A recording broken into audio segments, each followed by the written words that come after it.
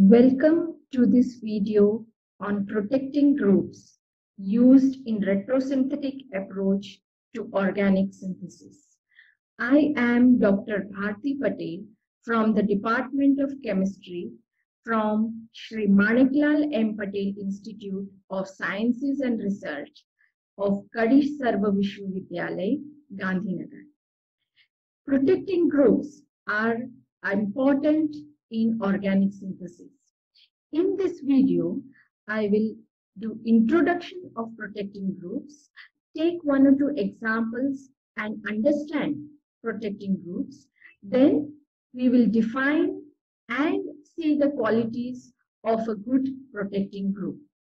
After viewing this video, you shall be able to know about protecting groups. We will study the characteristics of protecting groups, understand functional group protection with the help of two examples, and also know the protection of important functional groups. So let us first understand what is protection and deprotection and why it should be used. Now, during the course of many syntheses, we sometimes desire to perform a reaction at a particular site in a single organic molecule. In that single organic molecule contains two functional groups. If the two functional groups are of equal reactivity, then it is not a problem. But if the two functional groups are of unequal reactivity, then the more reactive group will react in our reaction, whereas the less reactive group will not react or will react less. It may or may not react. So that time protection and deprotection is required. Let us take an example of an organic compound which possesses two functional groups like ester and a ketone. Ester has the structure COOR, whereas ketone has the structure C-double-bond-O. In these both functional groups, the keto functional group is more reactive than the ester. But we want to perform a reaction only at the ester group. Then is it possible? It is not possible in a simple manner. If, for example, we want to do the process of reduction on the ester group, then also the more reactive keto group will get reduced. To avoid this type of complications, protection and deprotection of functional groups are necessary. Let me explain this further with the help of an example. As I've already said earlier, we are having two functional groups. The two functional groups are a ketone and an ester. This is our ketone and this is our ester functional group. We want to perform reaction on the less reactive ester, but we do not want to reduce the ketone. That means our product will be this, in which the ester is reduced to an alcohol, whereas the ketone remains as it is. So let us consider a reducing agent, sodium borohydride. Sodium borohydride is such a reagent that it reduces only the keto group. So you can have a look at the product in which the keto group has been reduced to the alcohol, but our ester remains as it is. So our problem still exists. Suppose we use another reducing agent, lithium aluminium hydride or LiAlH4. Lithium aluminium hydride is such a reagent, it reduces all types of functional groups. So it reduces the keto as well as the ester group. So our product, we will have two alcohol groups. Both the keto and the ester have been reduced. our problem still exists. Our product, we want only the ester to be reduced. At such a time, we will therefore require protection of the more reactive group, that is the keto group. Once we protect the keto group and then perform our reaction, then the ester group can be made to react alone. Let us see how. The solution of this problem. The solution of this problem is that, as we have already said earlier, we want our product in which the less reactive group gets reduced. So the first step we should do over here is that we need to protect the keto group. The protection of the keto group can be done by a good protecting group, let us say ethylene glycol, in the presence of an acid. This ethylene glycol reacts with ketones to give us a ketal. This cyclic structure which has been formed, it is called as ketal. This ketal is protecting our keto group. Our ester group, therefore, is free to react now. So let us use lithium aluminium hydride as our reducing agent. It will reduce our ester. Our work is done of reduction, but our ketal has to be removed, or in other words, our protecting group has to be removed to get back our ketone. That can be done by a very simple reaction of hydrolysis. And here we are. We have got our product, or we have achieved our task.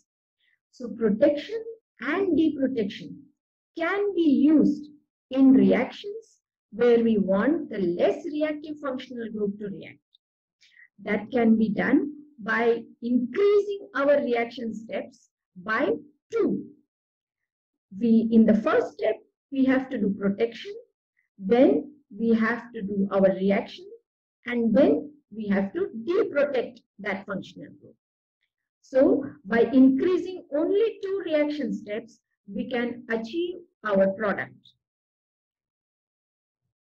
Let us therefore now define a protecting group. So what is a protecting group? A group whose use makes possible to react a less reactive functional group selectively in the presence of a more reactive group is known as a protecting group. We can also realize this with the help of a general reaction.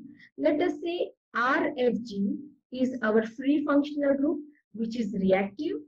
We use PG, which is a protecting group, and we form a new compound RFGPG, which is a masked functional group, and it is also unreactive. So, what are the qualities of a good protecting group? When choosing a suitable protecting group, the following features must be considered. The first one is that it should be simple to put on. It should have good yields too. It should be stable to reaction conditions, and it should be easy to remove also.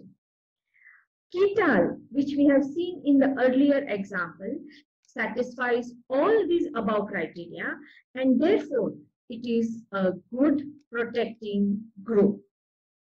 Let us take another example.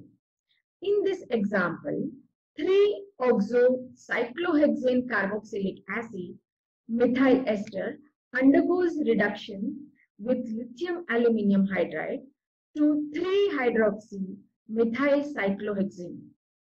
If we want to go for a selective reduction, then the role of protection and deprotection have to be used. Here again, we are having 2 functional groups, a ketone and an ester. Lithium aluminium hydride, as we all know now, it reduces both the functional groups. It will reduce the ketone as well as the ester group. But what we want is that we want only the ester to be reduced. So as I have already explained, what should we do now? We need to use a protecting group. Let us see the solution. In this solution, we are going to use another protecting group, that is methanol. This example, 3-oxocyclohexane carboxylic acid methyl ester is treated with 2 moles of methanol. This methanol reacts with the ketone to form ketal. This is a ketal.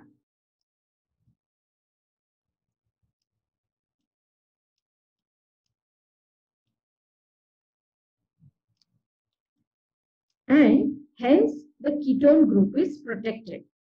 Now our ester group is free to react or get reduced. We use lithium aluminium hydride and reduce the ester to the alcohol. The last step is hydrolysis, and after hydrolysis we will get back the ketone. So by the second example, I hope you have understood the importance of protection and deprotection. Protection and deprotection have to be used for the reactive functional groups. More reactive the functional group, they have to be protected. The protection that is required for the common functional groups in our organic synthesis, which are highly reactive to nucleophilic or electrophilic reagents, are alcohols, aldehydes, ketones, carboxylic acids, and amines. In the next video, we will go through the protection of each of these functional groups in detail. Let us therefore summarize what we have learned today. We have learned that protection and deprotection are very important in organic synthesis. Protecting groups allow masking of distinctive chemistry of the functional group as it interferes with another reaction. Also, we have learned that a good protecting group must be easy to put on, it must be resistant to reagents, and it must be easily removed. Thank you.